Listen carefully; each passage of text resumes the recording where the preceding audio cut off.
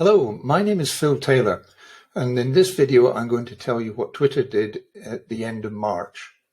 They released their algorithm to the world so that marketers will know how to use Twitter to best effect. And the revelations are quite interesting, and I have to use notes this time because there's a lot to get in, so I'm going to be reading a little bit. What Twitter actually finds good about your tweets are that they get likes, they get shares, and if you include video or images, so much the better. What Twitter doesn't like, of course, is links, especially external links. It doesn't like the fact that you've been muted or you've been unfollowed or you've had reports of being a spammer or abusive. Those are quite natural things to know that we marketers have really suspected, is that the more engagement that you get, the more Twitter likes this. None of the social media platforms like it if you include links to external sites, particularly to external video or external images.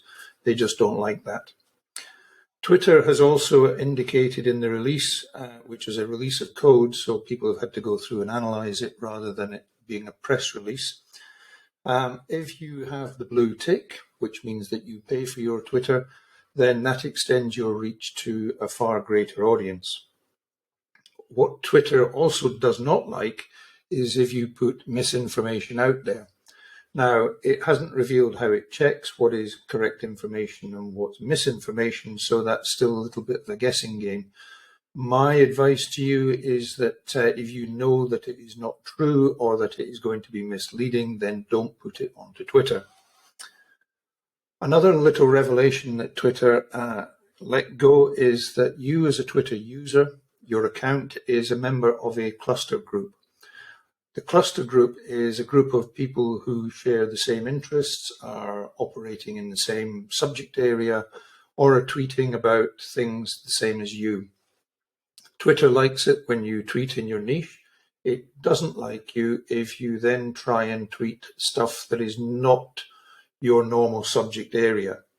So for example, if you're on Twitter to follow something like soccer and you start tweeting about cricket, Twitter is not going to like that very much. One of the things that Twitter does, like all platforms, is it collects data, and it does this so that it can assess where to put you in the big picture. But it's looking at 3 data points. It's looking at engagement data, user data, and a follower graph. Now, the engagement data that it uses are the likes, retweets, and replies that you get to the tweets that you put out there. The user data that it uses includes mutes, unfollows, and spam reports, so the bad stuff about you. So the engagement data marks you up, the user data marks you down. Now, the follower graph is not only who is following you, but also your follower to following ratio. So if you are following a lot more people or accounts than are following you, then you are marked down. On the other hand, if you are being followed by a lot of accounts but not following many people, then Twitter marks you up. And that ratio matters quite a lot to Twitter.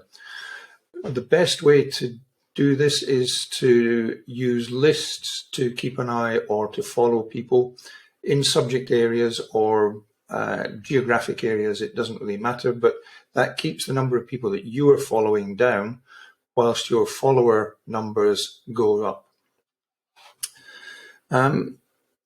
Likes and bookmarks give you a favorites count. So if you get a lot of likes and a lot of bookmarks to a tweet or tweets, then you are liked by Twitter. Now, the big news is that having released the algorithm to the world last week,